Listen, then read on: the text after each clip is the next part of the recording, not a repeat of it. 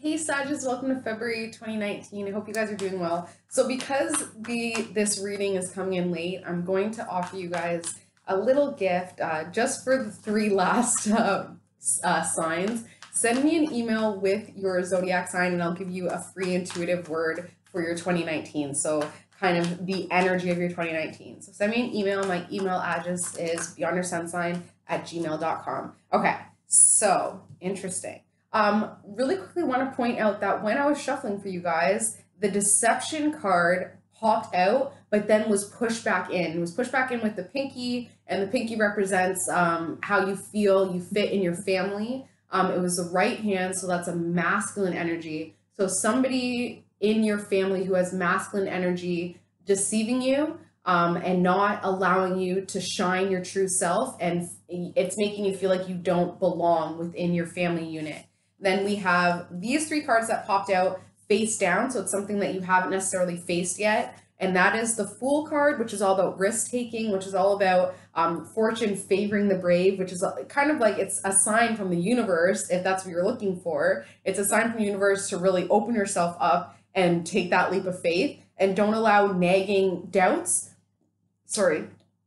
or other people's opinions to stop you. Because what I've noticed, especially family and friends, family will be the first one to discourage you, right? And that's out of love. That's out of like their fear and their love for you. That's not because they're trying to hold you back. But one thing I have noticed is a lot of people will say, don't do that. No, you shouldn't do that. It's just because they have fears of doing it themselves. You know, a lot of people come to me and they're like, wow, you're so positive. And a lot of times it's because I'm just encouraging people to do what they want to do.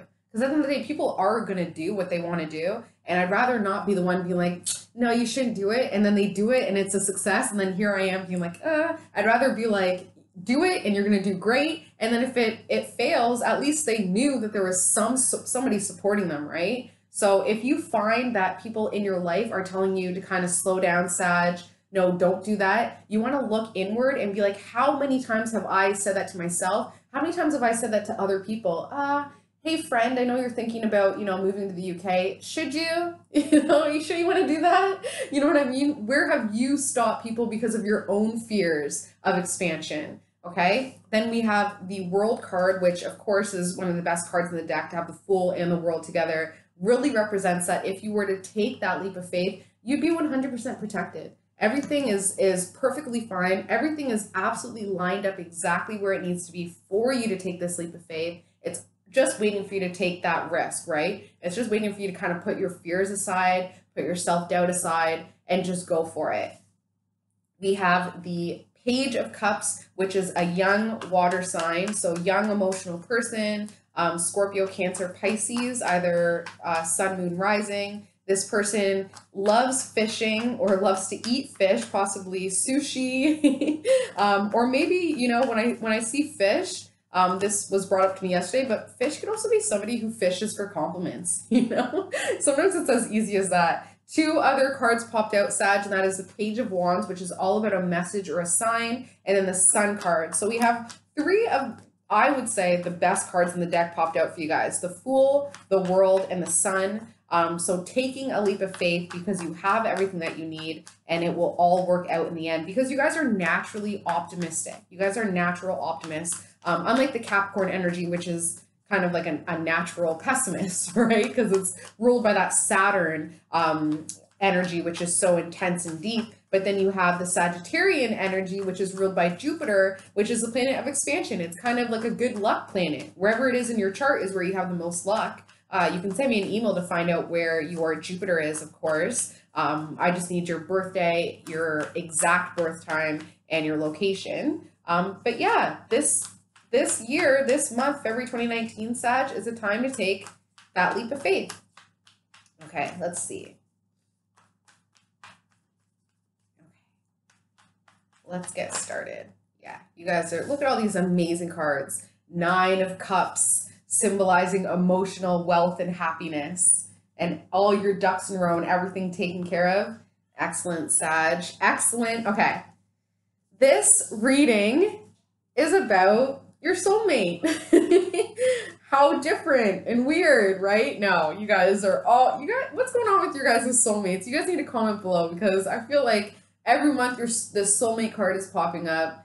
Every month it's like a push to be with your soulmate, a push to just embrace that soulmate union, and really just focus on that soulmate union. Obviously, over the last year or two, you guys have really been focused on this soulmate relationship, okay? And I just want to kind of add that a soulmate is not necessarily a sexual relationship. A lot of the times, soulmates are platonic. It's a parent, it's a pet, it's a child, it's a best friend, it's a coworker, it's a colleague. It's anybody that you feel that instant connection to. You would also I think another way to realize that you have a soulmate is you'll remember the first time you met. You'll like actually be able to think back to be like, I remember the exact moment I even looked at you. You know, I have a best friend who lives in Winnipeg, and I remember, I guess it would be like 6 years ago, I remember the exact moment we locked eyes, and I knew that, okay, you're my soulmate for sure.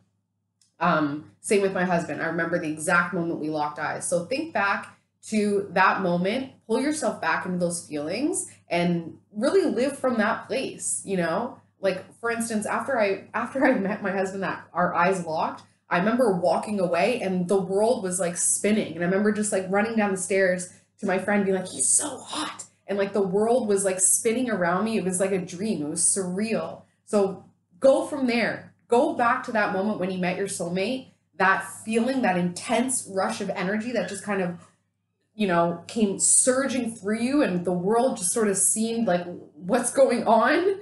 Go from there, remember that emotion, remember that feeling, and live your life through that state of love and joy, because that's pure bliss, that's pure love, and that's pure joy. You're gonna move mountains with that energy. Okay, obstacle and the 8, your soulmate is a young fire sign, okay? Young fire energy. Somebody who's very much focused on the past, or either from your past, could even be from a past life, but this person is so much focused on your past that it's hard to burn the bridges with them. It's kind of hard to light the flame to this relationship because of that past history, because of that past pull. So it's a fire sign, definitely feels masculine, or somebody who has, like, I'm seeing like somebody who, like, I'm not even gonna say this on YouTube, but they got kahunas, they got, you know, they have courage. And they got big courage, right? And it's a fire sign, so it's Aries, Leo, Sagittarius. This person is the obstacle to your soulmate, but also the 8 to your soulmate. Kind of the reason why you're in this soulmate relationship, but then also the reason why you're having some trouble with your soulmate relationship.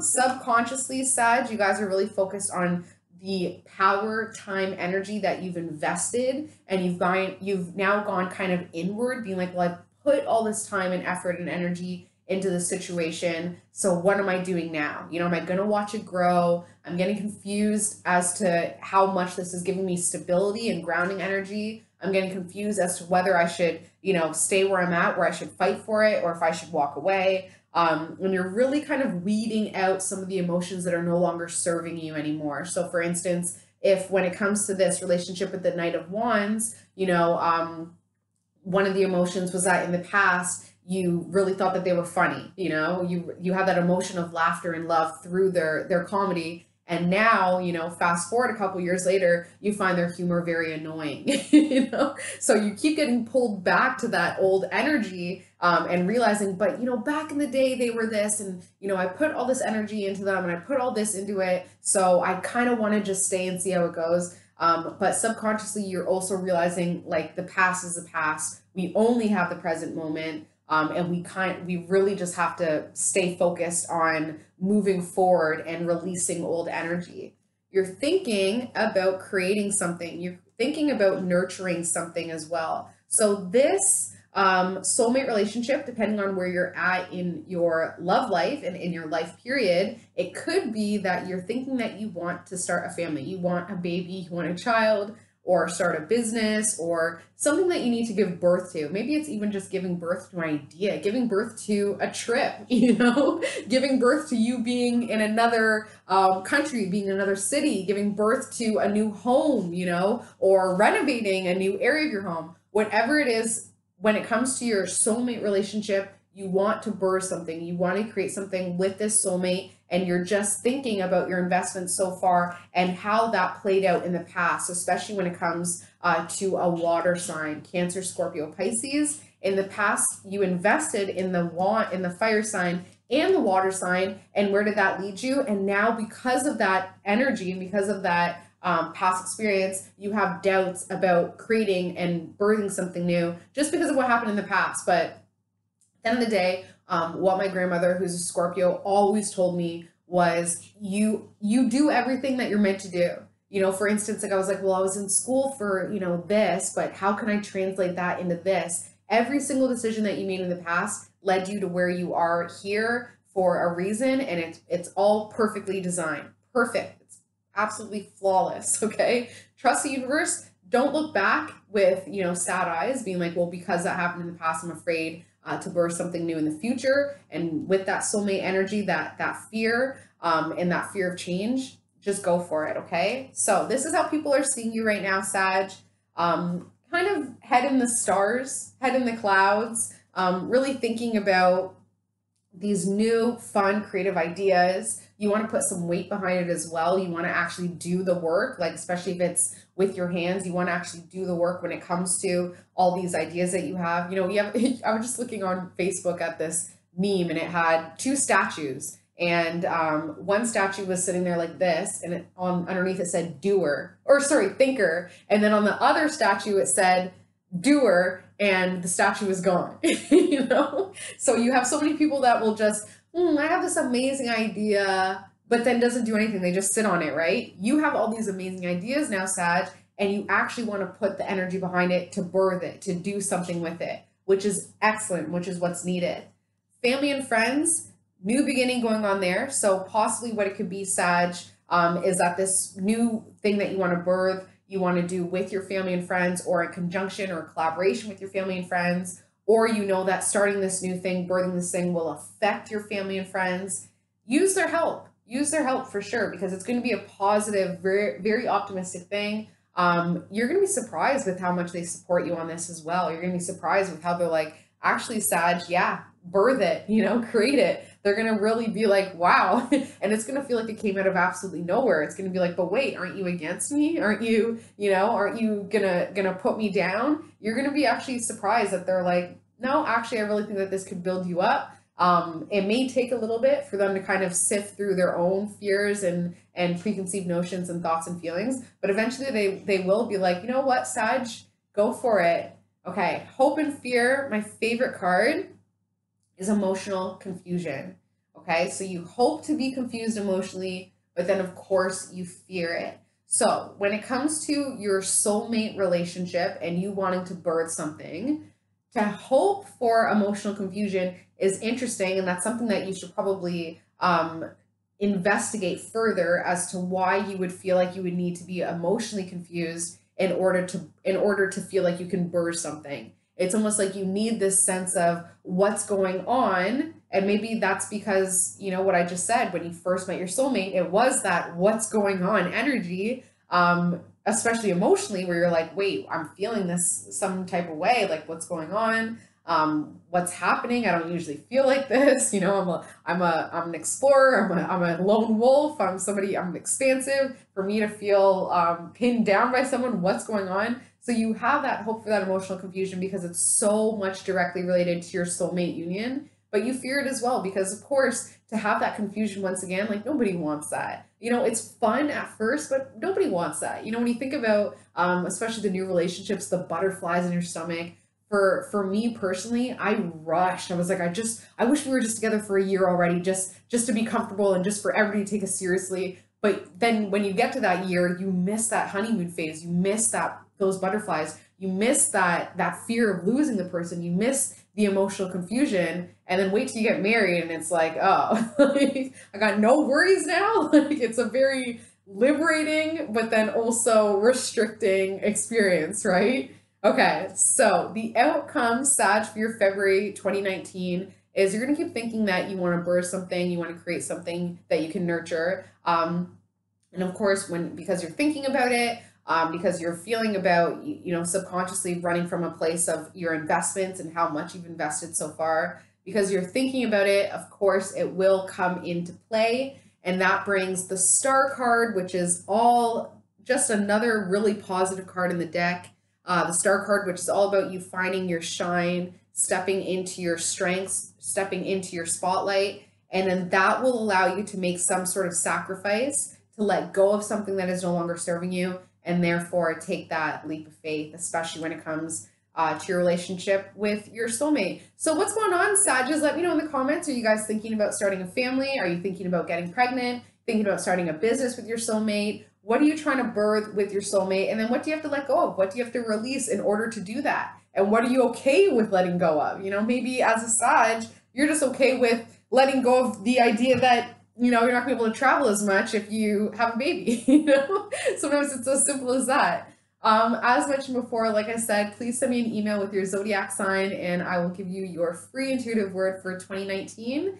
Love you guys so much. Please comment, like, subscribe, and share. And if you would like a personalized reading, my website is below. Yeah, I use astrology and numerology in all my readings. Love you, Sages, and I will see you in March. Bye, guys.